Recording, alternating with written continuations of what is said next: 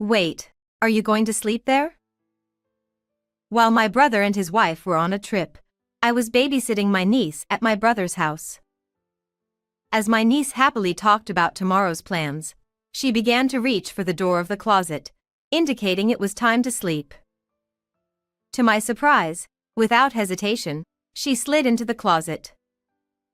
I quickly grabbed her arm, and she looked up at me with a puzzled expression. I, Mary, a 24-year-old housewife, have a 5 years older brother. Both of our parents have passed away, so we've always had a close sibling relationship and have supported each other through life. Even after we got married, our bond remained strong, and we still consider ourselves family. While my husband's parents and I get along well, unfortunately, my in-laws live far away, making it difficult to rely on them for help. My brother and his wife had a shotgun wedding, but due to conflicts with her own family, they became estranged, so we both live without nearby support. However, our relationship has always been comfortable, with no reservations about asking each other for help. Additionally, both my brother and I had daughters, and with my daughter being born 4 years after his, our families became even closer. Our daughters, growing up as close as real sisters, developed a strong bond while living in the same city. As time passed, around the time my niece Kathy turned 10, I heard from my brother about their plan for a 10th anniversary trip. He said, "Mary, if it's okay with you guys, could you take care of Kathy while we're away? We're planning a one-night, 2-day trip nearby, and we thought it would be nice to spend some time alone together as a couple after a long time." Seeing my brother's happy and somewhat shy expression, I readily agreed, understanding it was an easy request. After a brief discussion about dates, I asked what time I should pick up Kathy. He shook his head, indicating I hadn't thought about it. It seemed they were concerned about leaving their house unattended with Kathy staying at my place, especially regarding security, so they asked me to stay overnight at their house instead. Despite laughing at his cautiousness, I couldn't argue with my brother's insistence on being careful. So, I entrusted my somewhat anxious daughter to my husband and decided to stay overnight at my brother's house alone. After spending ordinary days, the day of the anniversary trip arrived, and I went to stay at my brother's house as planned. Wanting to reassure Kathy, who seemed a bit anxious watching her parents leave, I held her hand as we bid farewell to my brother and his wife. It was the start of our 2-person house-sitting adventure. Initially, I thought of bringing my daughter along and having my husband pick her up only at bedtime. However, when I mentioned this, Kathy adamantly refused, unusual for her, saying absolutely no to bringing my daughter into the house. While she hadn't minded our family visits before, there seemed to be a reason she didn't want anyone coming today. Although she seemed lonely and expressed a desire to play with my daughter, she sadly understood she couldn't call her over. When I promised her we'd visit my place to play after breakfast the next day, her eyes sparkled. For Kathy, who usually played with my daughter in mind, I prepared games with slightly more challenging rules and puzzles that adults could enjoy too. As Kathy perked up, I asked her what she wanted to play. We spent time playing games, cooking dinner together, but Kathy always stuck close to me, looking around nervously, no matter what we did. Initially, I thought she might feel lonely without her parents, or perhaps she was still nervous, but hours passed, and nothing changed. I asked Kathy if something was bothering her, but no matter how many times I asked, she just said, "I'm fine. It's nothing." Her behavior, like being on high alert for something unseen, puzzled me. Finally, when it was time for bed, I would learn the reason. As Kathy changed into her pajamas, she cheerfully said, "Let's sleep early today and leave for your house in the morning." She opened the closet door with a smile, revealing a mattress and blanket prepared inside. Confused, I watched as Kathy quickly lay down on the mattress, saying goodnight and attempting to close the door. "Wait, Kathy. Are you sleeping there?" I exclaimed, surprised and raising my voice unintentionally. Kathy, with a serious expression, replied, "Yeah, but it's okay. I'll leave it slightly open. If I hear anything, I'll wake up right away." Trying to conceal my confusion, I invited her to sleep together tonight. After several invitations, Kathy hesitantly crawled into my bed. She asked me to use my blanket because she wanted to keep hers inside the closet as a hiding spot, and I said, "Of course, yes." I asked her why she needed a hiding spot. She replied with a deep sense of concern. "Demon is coming." At first, I found it cute, thinking she was still a child. However, what followed was enough to make me believe in the existence of the demon. Kathy trembled and clung to my arm, explained, "Demon is very scary and clever. They only come when my dad isn't home. If demon comes, I must never leave the closet until my mom defeats it. She always cries while defeating demons. I once tried to help mom, but I got scared when demon banged on the door." Hugging the trembling Kathy, I sighed inwardly. Perhaps this demon truly existed. It wouldn't be a trick to get children to bed early. I was informed of my sister-in-law's infidelity unexpectedly. It troubled me deeply. If Demon was her mother's lover, he wouldn't come to this house when she wasn't here. Nevertheless, Kathy believed Demon only came when her father wasn't home. Today, with her father absent, she refused to let my daughter come over and remained by my side, vigilant of the windows and doors. Considering my brother's trust in his wife and gentle Kathy, I felt anger toward my sister-in-law. But at that moment, I just wanted to reassure Kathy. I held her hand and smiled. "It's okay because I'm here today. Demon is smart, right? So maybe he'll be surprised to find a stranger and won't come in. Besides, Mom is with Dad today, so Demon won't come near." Despite my efforts to calm her down, Kathy remained anxious, fearing Demon's arrival more as time passed. To soothe her, I encouraged her to tell me anything she was worried about regarding Demon. I hoped that by addressing each fear, she would soon feel sleepy. However, hearing more unsettling truths from Kathy, I couldn't stay calm. Instead of putting her to bed, I took her, still in her pajamas, and left the house. I hurried back home in my car, explaining the situation to my husband. He and his friends went to stay at my brother's house. Around 10 p.m., my brother called, asking if Kathy had already gone to bed. He said to me, "Take a rest without worrying about your husband and daughter. Make sure to lock the door. Good night." I was doing my best to keep my voice from trembling as I was strongly told not to leave the house.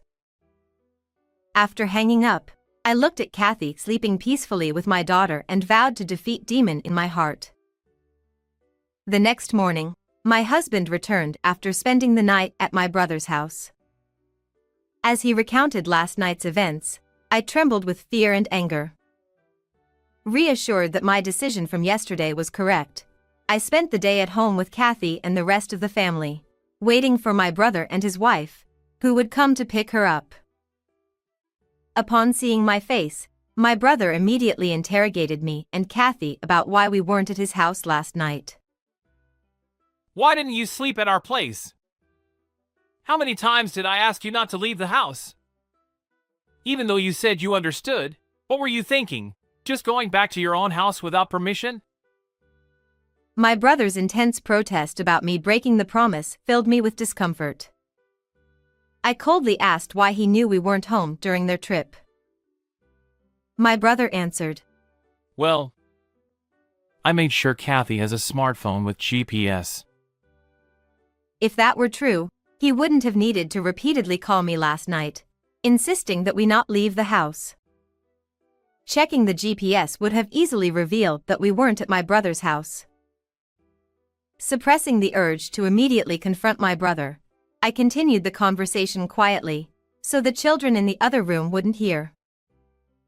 By the way, who were the two unknown men who came to your house late last night? What were they doing at a house where only Kathy and I should have been? Did strangers come? It's a relief nothing happened. My brother's voice trembled. But it wasn't fear of intruders or relief that his daughter was safe. His gaze darted around as if carefully choosing his words. Hey, about those guys.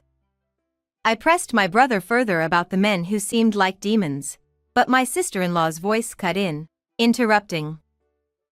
It seemed she didn't want the conversation to proceed further. She insisted on calling Kathy strongly to come back home. When Kathy, who had been playing in another room, showed up at her mother's call, my sister-in-law forcefully took her hand. Suddenly, my brother changed his tone. We haven't forgiven what happened this time, but we're leaving today. He said, pushing Kathy towards the door to leave the room. Despite Kathy's reluctance to leave, my brother and sister-in-law forcefully tried to take her home, ignoring any attempts to detain them. Seeing Kathy reach out to me in resistance, I quickly pulled her close. Hey! What are you doing? My sister-in-law exclaimed as I shielded Kathy from her grasp, keeping the couple away. Desperate to take back their daughter, my brother and sister-in-law hurled aggressive words at us, advancing in anger. My husband and I were adamant about not letting them take Kathy away. Eventually, the police officers waiting at the entrance swiftly apprehended my brother and his wife. The police officer tried to calm down the bewildered couple, who were completely caught off guard by the unexpected turn of events. Understanding their situation, my brother claimed to the police officer that we were the ones holding their daughter captive and demanded that we be restrained. My sister and her husband took our daughter from our home and locked her up here. Hurry! Please help Kathy! There's no time to waste holding me down. I won't run or hide, so let me go! My brother pleaded. Kathy and my daughter, who had come out after noticing the commotion, hid behind me. They whispered to each other, puzzled by the situation, noting that they were not confined at all. Whether they heard that or not, my brother sternly instructed Kathy to come to him. However, she was too scared by her father's aggressive demeanor to leave my side. My sister-in-law stood quietly next to the police officer, only looking at my brother as if wanting to say something, but she didn't call for Kathy. As my brother continued to yell at the entrance, protesting against the unexpected turn of events, the police officer completely restrained him. Then, my husband held out his smartphone in front of my brother. Realizing this, I quickly instructed Kathy and my daughter to wait in the room they were in earlier, closing the door so they wouldn't hear anything. Confirming this, my husband silently began playing the video he recorded last night at my brother's house. As my brother and his wife watched the video, their faces turned pale. The beginning of the video showed two men quietly entering the room after turning the key in the lock, seemingly using a spare key. The men, appearing cheerful at first, greeted my husband while mentioning my brother's name. Then they asked, "How much did you pay?" "I could get a discount because the girl was his sister." They laughed and continued talking, mentioning their good relationship with my brother and his wife, which led to a further discount. They also said, "We're lucky we play with the child today," showing a sinister smile. Though I couldn't see the screen, just listening to the audio sent shivers down my spine. Afterward, my husband's friend began questioning. Then the men realized something was off. They inquired about me and Kathy, our whereabouts, my husband becoming angry, and realizing we weren't there. Finally understanding the situation, the men hurriedly left. It seemed they hadn't noticed the recording until the end, or perhaps they intentionally didn't mention it. My brother, who was supposed to be close to them, seemed to tremble upon learning about the video's existence. With a pale face, my brother desperately claimed, I didn't know anything. I was set up. "Until I saw this video, I had thought my brother was innocent, and that my sister-in-law had plotted everything." However, the video clearly showed my brother handing over Kathy and me. Unable to feign ignorance any longer, my brother was taken away by the police. Despite my sister-in-law's attempts to deny involvement, the police, who had heard Kathy's testimony beforehand, insisted on accompanying them, as there were many questions to ask. Thus, both my brother and sister-in-law ended up under police care. In the following days, during police interrogation, my brother and sister-in-law confessed everything and were subsequently arrested. It turned out my sister-in-law had been inviting men to their home on nights when my brother was on night duty, accepting money from them. Realizing there was demand for children like Kathy within a certain circle, my sister-in-law meticulously used Kathy to avoid legal trouble. In order to protect her mother, who was being bullied by the demons, Kathy, unaware of the true situation, obediently posed for photos taken by the men. These were merely innocent photos, devoid of any sexual connotations. My sister-in-law would then develop these photos from disposable cameras and show them to her clients, auctioning them off for a high price. However, she only lent the photos and never sold them. Although I despised their actions, it should have ended as a story unrelated to my husband and me. However, when my brother discovered my sister-in-law's business, instead of criticizing her or protecting his daughter, he started gathering men to become clients. Thinking that increasing employees would increase sales, my brother decided to involve me in the business. However, he couldn't just ask me normally, so he forced me to work and came up with the idea of continuously threatening me by taking photos at the scene. So my brother and sister-in-law carefully chose a date, intentionally selecting a day when there were no neighbors around, and locked me and Kathy in their home. Then, they exchanged the spare key for a large sum of money and went on a trip to prove their innocence. The miscalculation for my brother and sister-in-law was that Kathy, who had always unquestioningly obeyed my sister-in-law's orders, disclosed the truth about the demons to protect me. While Kathy didn't fully understand the conversations happening in the house, she knew that the demons were targeting us. By conveying this to me, the hellish environment at my brother's house came to light. That night, after learning about Kathy's situation, I asked my husband to take videos of the demons. When they blabbered on endlessly, the police responded promptly when I reported them. Simultaneously, I reported to the Child Protective Services, ensuring Kathy's safety. Informing the police officers that my brother and sister-in-law were coming to our house, we finally managed to protect Kathy by having them apprehended. My brother and sister-in-law, arrested on charges including violations of the child welfare law and the anti-prostitution law, were sentenced to prison despite being first-time offenders. The photos of children accumulated over several years were deemed highly malicious. Once images are leaked onto the internet, they can never be erased. Although I was chilled to the bone hearing this from the police, fortunately, my sister-in-law hadn't digitized or sold Kathy's photos and had kept them securely, preventing any leaks. I don't understand how my kind and reliable brother could turn into such a terrible person. We had always helped each other out, but I had never noticed how twisted things had become. Regardless, I hope they face up to their actions.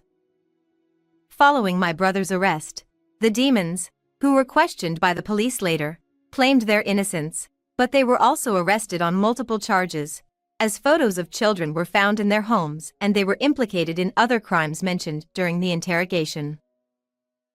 Having defeated the demons lurking around us, we later inquired with the Child Protective Services about Kathy's future.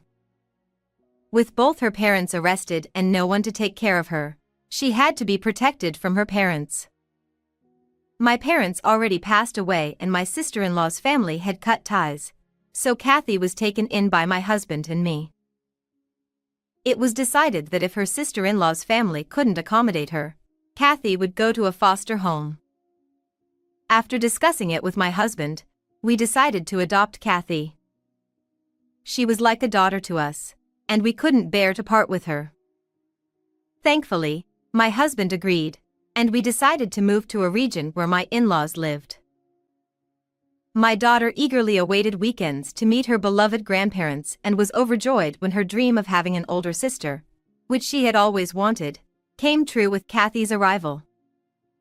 Finally freed from my brother and sister-in-law, Kathy adapted remarkably well to her new environment as a big sister, and we began to live a happy and peaceful life. How did you find this story? Don't forget to subscribe to the channel. See you in the next video.